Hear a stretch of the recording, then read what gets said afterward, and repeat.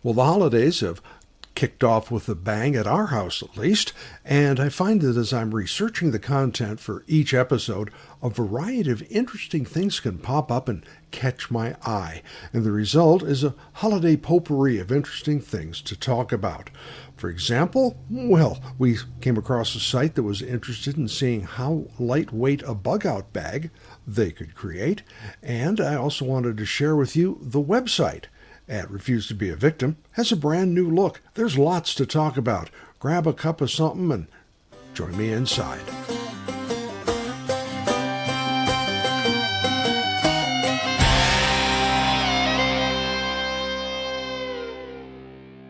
Well, hi everybody, I'm Bill Bateman, part of the team here at Refuse to Be a Victim, Personal Protection Training. We are located in the Medford, White City area of Southern Oregon.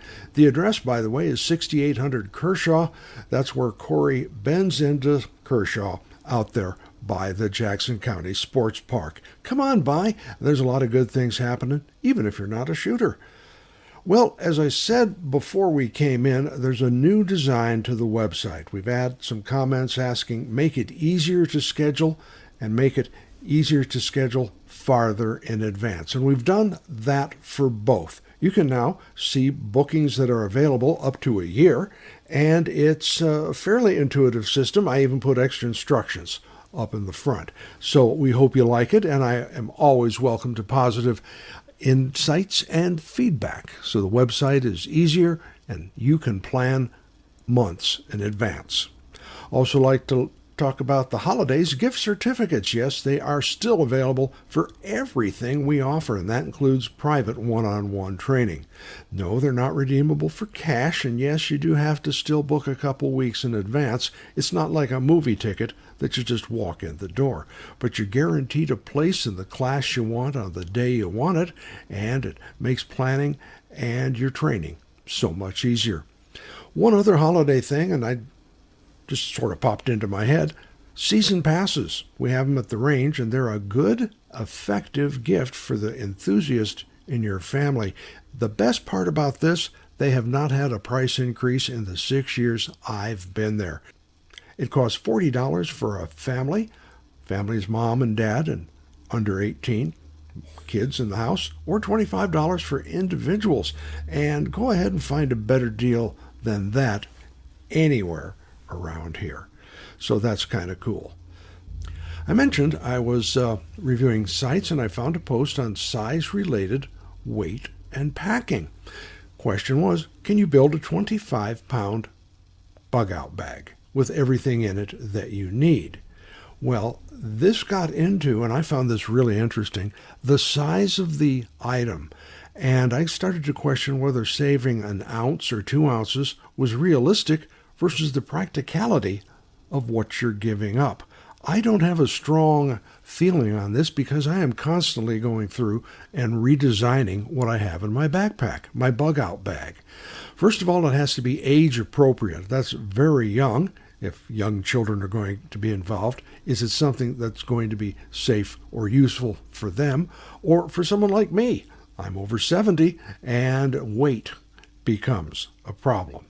The ability to carry it not only easily, but long distances, and the repacking involved. I've seen some brilliantly creative ways to pack, but if you ever have to get out and go from your campsite or where you are, if you need to move, getting all this stuff repacked like a parachute is going to be somewhat difficult. So I'm going to toss this out to you, friends and family. What do you think about size and weight versus realistic and practical? I tend to look towards practical. If I don't care for sporks. Sporks aren't much good for forks. They aren't much good as a spoon, and really you don't gain that much in weight.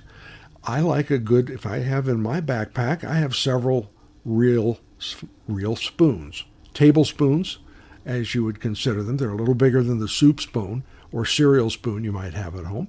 But these are just the little tiny nickel-dime things that start adding up to an overall good experience. I did also note there are over 100, I was stunned, over 100 prepping sites you can look at. The good news is I tend to cut them down pretty quick. I cut down about 40% of them as they are too political in content, and that's both from the left and from the right. Politics too often covers the information and spends a goodly amount of page space and page time getting into the politic game of blaming the other side. This will diluting the information and the content. Your political views are yours. God bless, enjoy. What I'm saying is, if I spend my valuable time, because I look at time as the most valuable commodity I'm given the possibility of every day, the time I spend, if I want to look at prepping, I want to look at good, solid, valuable information for me and my family. Of the remaining 60%, about half of those I'm not going to engage with because they're too chock full of pop-ups, redirects, annoying ads, and fabulous secret sign-in now and join deals to learn the secret of eternal life. I think a web page, and I take this from a professional perspective, I got paid for a lot of years to design them, you should not have an ad every 4 sentences. That makes it really hard to read. And I've come through a number of those just in reviewing. So don't be afraid to delete. Don't be afraid to say, no. There's a lot of good sites. I also found out there are sites specifically for rural, specifically for urban, and even into apartment-based persons who need to prep. There was also several new sites for and by women, a different perspective. There are also some interesting sites. One is with the Urban Survival site, and I'm going to, of course, include that link. And it had something I hadn't even thought of. It's called People to Avoid in a Collapsing World. Interesting bit of reading. I'm not going to give you everything. I'd like you to go to the site and read it. This is one of those sites that is about half ads and half pop-ups. But the article was strong enough that it was worth looking at. It begins with talking about how a pandemic and police shootings changed people in the past couple of years, how our world began to change. Imagine what it's going to be like when people turn their water tap and nothing comes out, or you go to the grocery store and there's nothing on the shelves. There are certain types of people that you're not going to want to be around, and you're going to have to look deep into yourself and determine what kind of person you're going to be. What are you today? What are you going to do? What are you doing in bad or dangerous situations? There's an old movie I saw, it's the old bad guys come into the room and the guy's standing next to a woman. He says, "Do what you want to the girl, just leave me alone." Well, in the movie, it got a chuckle, but stop and think about it. There are actually people like that. There are things to remember, like everybody's going to lie to survive. What happens if somebody comes to the door, a mom and a couple of kids? We want to help, but they could be a recon group for somebody or scouting for resources. You can't know this, but realize, people, and this includes you and me, we are all going to do what we need to do to survive. How do you vet people? How do you allow people into your circle of trust? If that circle of trust phrase is something you have not thought of, perhaps you might want to think about that a little. Be careful of problematic people. Real harsh, be careful of sick people. Sick people require attention, and if they have sickness of a contagious nature, that can also get you sick. So determine how you are going to deal with sick people. Do I have an answer for that? I've kind of got one, but I think that's something we're still going to be looking at. One thing I found absolutely fascinating, people come up and offer you something. If someone's selling or bartering or even offering you something out of nowhere, just like now, I don't trust that. Something for nothing? Too good to be true. It could be a tactic to lure. They could say you stole it from them, or now you owe them because you took something for free. These are like the window washers in New York City who kind of show up, wash your windows, and then spit on your car if you don't tip them. These people can be dangerous not only to you, but especially to young people. This article goes on, and I'd like to recommend you read it. We're seeing more and more types of issues come up, more and more problems. So let's take a look at us. Look at yourself first. Look in the mirror and determine what you are going to do, and have those conversations with your family now, not when somebody's standing at your front door. Another thing we all agree on is first aid and the need for medical prepping. I've talked about that. I've tried to be as good as I can at it. There's always room for improvement. But one site that I had caught my eye a while back and then dropped off the radar was Doom and Bloom. And these are a doctor and a nurse. Joe Alton is retired but actively licensed MD, and his wife, Amy, is a nurse practitioner and certified nurse midwife. If you go to their site, they have a lot of good information, and they have even hands-on classes. Now, unfortunately, this is on the East Coast. I'm going to go to the website and look. I want to say Kodak, Tennessee, and they have different classes at different times. They do give you, beyond what I would be able to offer you or what I've seen available here, they give you a pig's foot and a suture, and they teach you how to do emergency stitching correctly, suture placement, cleanliness, proper aftercare, things like that. As you're looking at training, I kind of use them as what I would like to see in the training I get locally.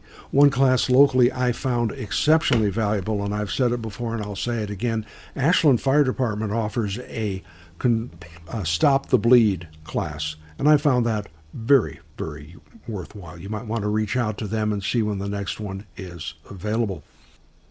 Another thing I found very interesting, also on the Doom and Bloom site, was bartering. And if you're bartering off the grid, a lot of times folks get really blown up, wrapped around having precious metal for bartering purposes. Well, there's no reason to have not have gold or silver if you can afford it. You can't eat it.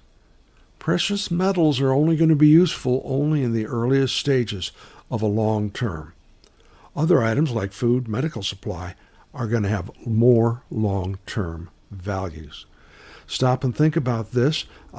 Cash at a certain point is going to lose its value. You could use it to start a fire or as bathroom tissue. Then gold and silver will replace paper money, and then pretty soon you're going to have to start looking as food and looking at other things. You're going to run out of bleach. How do you make bleach? Got some good information on that. Ammunition is barter. I can see that as a valuable thing. I can also see that as highly dangerous, giving somebody a box of 5.56 shells, and then 5 minutes later you've got incoming rounds. So stop and think about that. Another thing folks don't realize, medical supplies and knowledge can also be bartered. Sutures, medical supplies. Do you have extra antibiotics? They are available. I put that up, I think, a couple of weeks back, and if we have enough interest, I will revisit that. It is possible to purchase not things like oxycodone, but things like you would need in staph and strep infections, things like that. Never expect to get something every time you help somebody else out. You cannot estimate the value of goodwill. That's very important. On the other hand, you can't empty your cupboard and then end up with nothing for yourself. All right, what else should we talk about? Yes, wrapping up, let's look at the holiday gifts for prepping.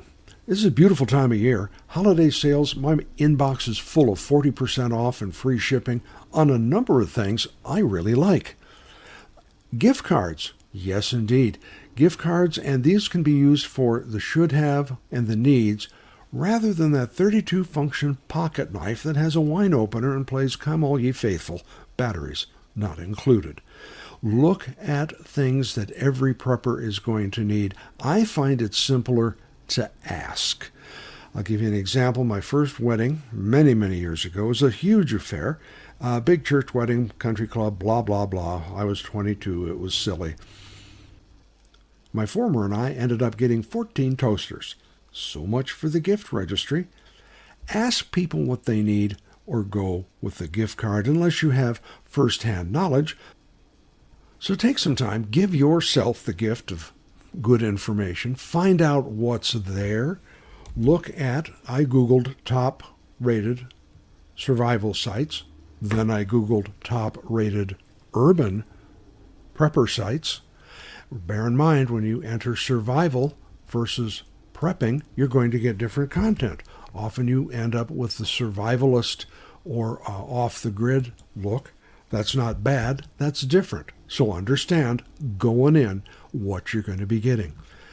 If you're going to get things for holiday people, find out what they need. Get them something good. That's the other thing. I would rather have one good knife than 5 gas station knives, truck stop knives, things like that. The articles I've suggested I find very useful, and I hope you will too. So, with that, holidays are upon us. We are going to see some odd scheduling of this. I've got to be away for a bit.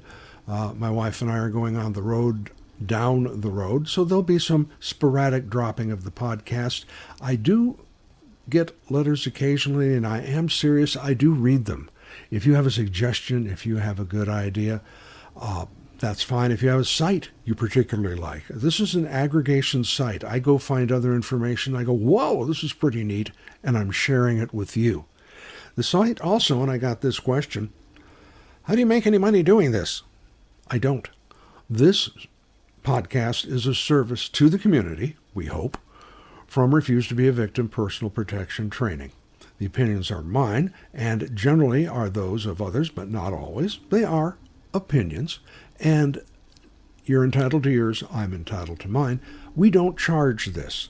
If you'd like to have a 90-minute presentation, getting started in prepping, survival beyond the bug-out bag, I offer these at no charge in the community.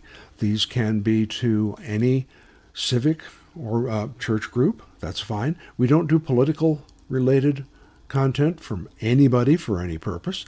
Don't bring us to our fundraiser for so-and-so because we ain't going to show. But we would like to offer communities around the area. Like I mentioned before, we had good luck in Ashland. They seem to enjoy it, and we're making this available for after the holidays. Right now, everybody's busy, including me, but coming into January, February, and March, I am making those available to members of the community. You got to have a place to hold it, and you got to have parking near the door for me. That's about the only thing we ask for. Other than that, we're easing into the holidays. It's the 1st of December. My goodness, can it be too far down the road? Be good to yourself. Share this podcast with your friends, your family. Thank you for listening, and I'll see you at the range.